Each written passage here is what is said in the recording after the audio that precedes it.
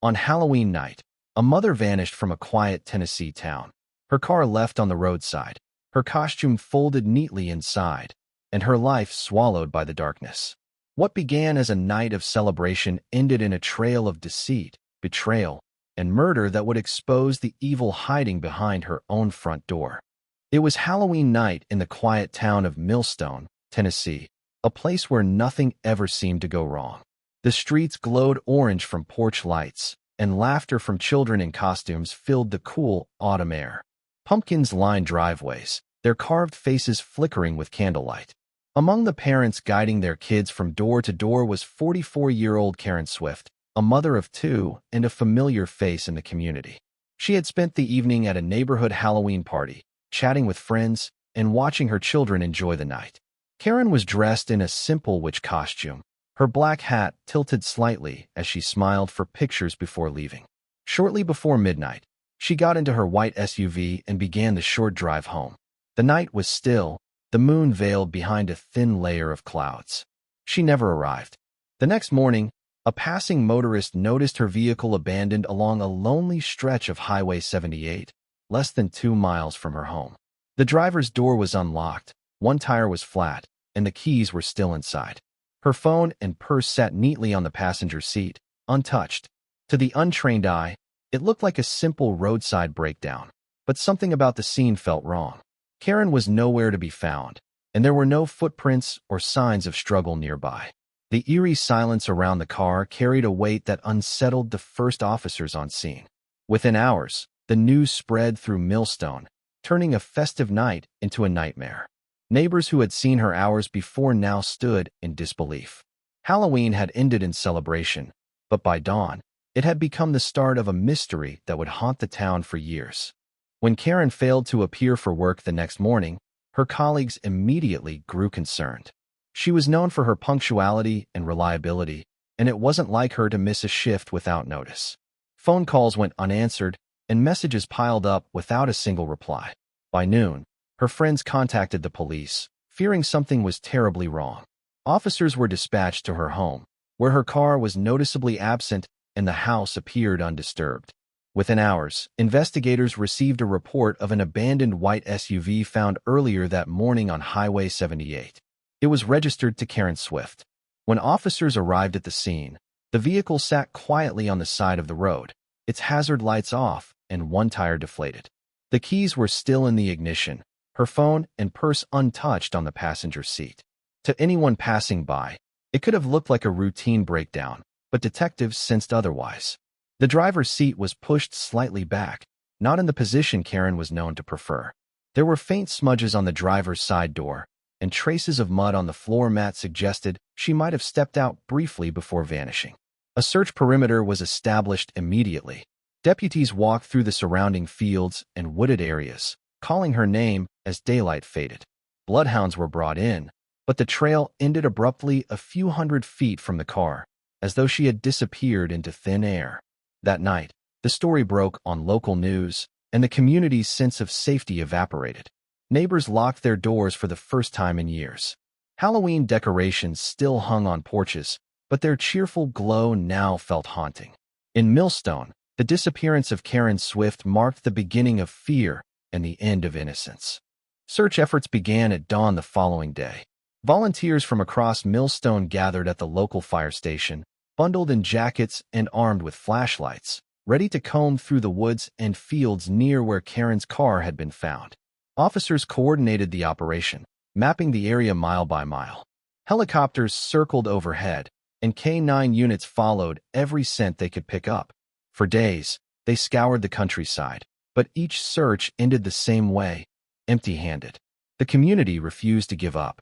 Flyers bearing Karen's smiling face appeared on every street corner, grocery store window, and church bulletin board. Detectives began reconstructing Karen's final hours. Witnesses confirmed she had left the neighborhood Halloween party around 11:45 p.m., appearing calm and sober. One neighbor remembered waving to her as she drove past, headlights gliding down the quiet road toward home. That was the last confirmed sighting. Investigators checked surveillance footage from nearby gas stations and convenience stores, hoping to spot her vehicle or anyone following her. but the results were frustratingly inconclusive. Then, a single tip arrived that changed everything. A man driving home late that night reported seeing a dark-colored pickup truck parked a short distance from Karen's car. Its headlights were off, and he noticed movement inside but assumed it was someone resting. When he later learned about the missing woman, guilt gnawed at him for not stopping. Detectives took his statement seriously and began searching for vehicles matching his description. The clue suggested Karen might not have been alone when her SUV stopped. As the days dragged into weeks, hope began to fade, replaced by whispers of darker possibilities. Millstone, once a peaceful town of trust and laughter, now felt the presence of something sinister hiding in the shadows. As investigators continued their search, attention slowly shifted toward Karen's personal life. From the outside, she had seemed happy and devoted to her children, but those who knew her well began to reveal small cracks in her carefully maintained image. Karen had recently separated from her husband, David Swift, after a strained 15-year marriage. They still lived only a few miles apart, sharing custody of their 2 children. Friends recalled Karen confiding that the separation had not been peaceful. She felt watched, uneasy, and at times even afraid. The Halloween party she attended was one of the few social events she had gone to since the split, a chance to feel normal again. Detectives questioned David early in the investigation. He claimed he had spent Halloween night at home with their children, who were asleep by the time Karen left the party. He appeared calm but guarded, offering little beyond what was necessary. When asked about their relationship, he admitted they were going through a difficult divorce but insisted he wanted the best for her. However, as detectives compared his timeline with phone and credit card records, small inconsistencies began to surface. A charge from a gas station near the search area was made from his card around midnight, a detail he failed to mention. Meanwhile, neighbors described hearing arguments from Karen's home days before she vanished. Some recalled seeing a dark truck parked nearby late at night, its engine idling. Though David owned a vehicle matching that description, he maintained it hadn't left his driveway. The mounting suspicions didn't amount to proof, but they painted a troubling picture. For investigators, the mystery was no longer just about a missing woman. It was about uncovering what secrets her quiet suburban life was hiding beneath its calm surface. 2 weeks after Karen disappeared, hope of finding her alive began to fade. The search teams continued, though morale was sinking. Then, on a gray November morning, a local hunter stumbled upon something unusual deep in the wooded area west of Millstone. Tangled in a patch of brambles lay a piece of torn black fabric. It looked like it had been there for days, weathered by rain and wind. The hunter recognized it from news reports. It matched the material of the witch costume Karen had worn on Halloween. He immediately called authorities. Within an hour, the forest was crawling with police and forensic teams, marking every footprint and disturbed branch. Following a narrow animal trail nearby, detectives found more troubling evidence. A shallow indentation in the dirt suggested something heavy had been dragged. The trail led to a small clearing where an old, decaying shed stood. Its wooden door hung crooked, and inside the air smelled of rust and damp earth. Beneath a broken shelf, investigators uncovered duct tape, a length of rope, and faint smears of blood. Samples were rushed to the lab, and days later, results confirmed what everyone feared: the blood was Karen's. The discovery shifted the case from a missing person investigation to a homicide. Reporters swarmed the area, and news cameras captured the grim procession of officers collecting evidence in the rain. The shed became the center of a growing nightmare. Detectives believed Karen had been held there, at least briefly, before her death. It was a chilling thought that gripped the town with dread. Someone had taken her life and left behind only fragments of horror. The community that once rallied in hope now whispered in fear, realizing a killer was living among them, possibly someone they knew. Nearly a month after Karen's disappearance, winter began to settle over Millstone. The search had quieted, though investigators refused to give up. Then, on a cold morning in late November, a farmer tending his land on the outskirts of town noticed something strange near a row of overgrown hedges. A blue tarp, partly buried under fallen leaves, caught his attention. When he lifted it, the unmistakable shape beneath sent him running to call the sheriff's office. Within hours, the field became a crime scene sealed off by yellow tape, flashing lights cutting through the fog. Inside the tarp lay the remains of Karen Swift. Her body was partially decomposed, suggesting she had been dead for several weeks. Detectives and forensic teams worked in silence, documenting every inch of the area. Her costume was still partially intact, the same one she had worn the night she vanished. The medical examiner's report would later confirm the cause of death: blunt force trauma to the head and signs of strangulation. Whoever had done this wanted her silenced permanently. The discovery devastated the community. Vigils were held at the local church, candles flickering in rows as townspeople gathered to mourn a woman they once hoped to find alive. For investigators, grief quickly turned into determination. The field where her body was found was only 3 miles from where her car had been abandoned, suggesting the killer was familiar with the area. Tire tracks nearby were carefully cast, and fibers matching duct tape from the old shed were recovered from the tarp. The clues connected, forming a dark pattern of control and violence. Karen's story had shifted from mystery to tragedy. Millstone, once a town of trust and simplicity, now stood haunted by the cruel truth buried beneath its quiet soil. With Karen's death confirmed, investigators began piecing together the puzzle that had consumed Millstone for weeks. Every piece of evidence was re-examined: the shed, the fibers, the blood, the tire tracks. The focus turned sharply to the people closest to her. Detectives pulled phone records, financial statements, and surveillance footage, looking for connections that might reveal her killer. The first major lead came from cell tower data. Karen's phone had gone silent around midnight on Halloween, but another device, belonging to her estranged husband, David, had pinged near the same tower minutes later. It was enough to raise suspicion, though not enough to prove guilt. Investigators questioned David again, pressing him on his whereabouts that night. He repeated his story, claiming he'd stayed home, unaware of anything unusual until the next morning. Still, his calmness felt rehearsed. Meanwhile, attention shifted to another man, a fitness trainer at a local gym whom Karen had briefly dated after her separation. Friends described their relationship as short-lived but tense. He drove a dark pickup truck, matching the witness description from the night Karen disappeared. When police went to speak with him, they learned he had abruptly quit his job and left town days after her body was found. Detectives traced his movements through credit card receipts and toll cameras, leading them across state lines. The investigation, once centered in Millstone, now stretched hundreds of miles away. Forensic results soon confirmed traces of Karen's DNA on fabric found in his former locker at the gym. Yet, something still didn't add up. The trainer's disappearance seemed too convenient, and his link to the crime felt orchestrated. Detectives began to suspect he might not be acting alone.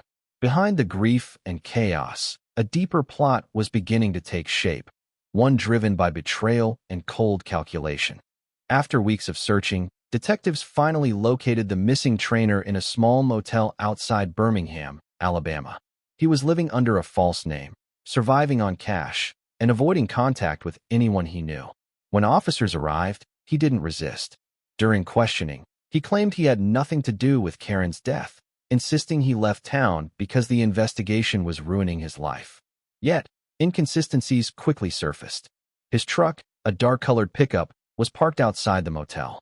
Forensic testing revealed faint traces of blood in the back seat, and carpet fibers matched samples found near the shed in Millstone. His denials began to unravel.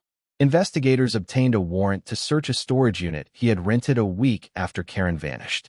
Inside, they found clothing with dried blood, a shovel with fresh dirt on the blade, and fragments of duct tape identical to those discovered at the crime scene. DNA testing later confirmed the blood belonged to Karen Swift. But despite the mounting evidence, detectives sensed there was more to the story. The trainer's behavior didn't match that of a lone killer.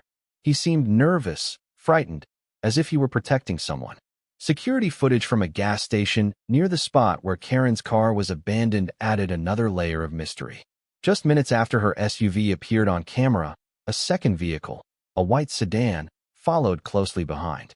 The grainy image was hard to decipher, but investigators believed it was linked to someone she knew. The new lead suggested the crime had been carefully planned, not a random act of violence. As detectives pieced the evidence together, it became clear that Karen's death was not just the result of rage or impulse.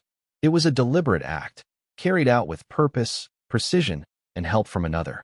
Just as detectives believed they were closing in on the truth, a shocking discovery changed the entire direction of the case.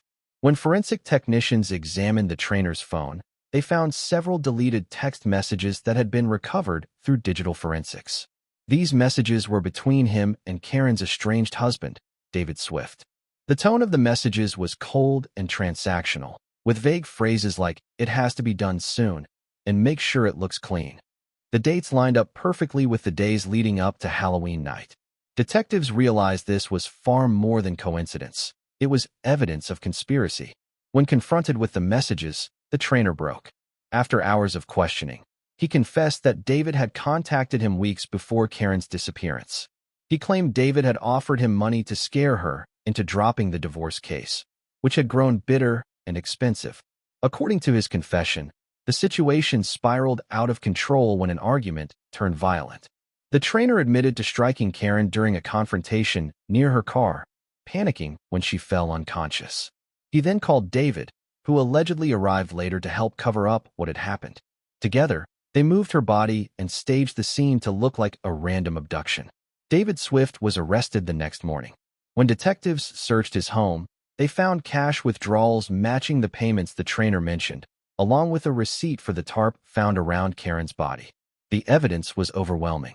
What had begun as a tragic disappearance had transformed into a revelation of betrayal. The man who once vowed to protect her had orchestrated her death out of greed and resentment. The illusion of a grieving husband shattered, leaving behind the chilling truth of premeditated evil within a broken marriage. The arrests of David Swift and the trainer sent shockwaves through Millstone. News vans crowded the courthouse steps, reporters shouting questions as the small town's darkest secret unfolded for the world to see. The community that once mourned beside David now watched him in disbelief as he was led away in handcuffs. The trial that followed was long and emotional, drawing national attention. Prosecutors presented a mountain of evidence: phone records, the recovered messages, and the trainer's confession. The defense tried to argue that David never intended for Karen to die, but the jury saw through the lies. The story of jealousy, money, and manipulation painted a portrait of a man consumed by bitterness, willing to destroy the woman who had once shared his home and dreams. In court, Karen's family sat quietly, clutching photographs of her smiling face. They listened as every gruesome detail of her final hours was retold, their grief deepening with each testimony. When the verdict was read, the courtroom fell silent. Both men were found guilty, the trainer of murder, David of conspiracy and obstruction. David showed no emotion as the sentence was announced: life in prison without parole. Justice had been served, but it came with a hollow ache that no sentence could fill. Each year, when Halloween returns, the people of Millstone gather to remember Karen Swift. They light candles along Highway 78, near the spot where her car was found, and whisper prayers for her children. The laughter of trick-or-treaters still echoes through the streets, but the joy feels quieter now, touched by the memory of the woman who never made it home that night. The Halloween murder of Karen Swift became more than a story. It became a warning about the darkness that can hide behind familiar faces.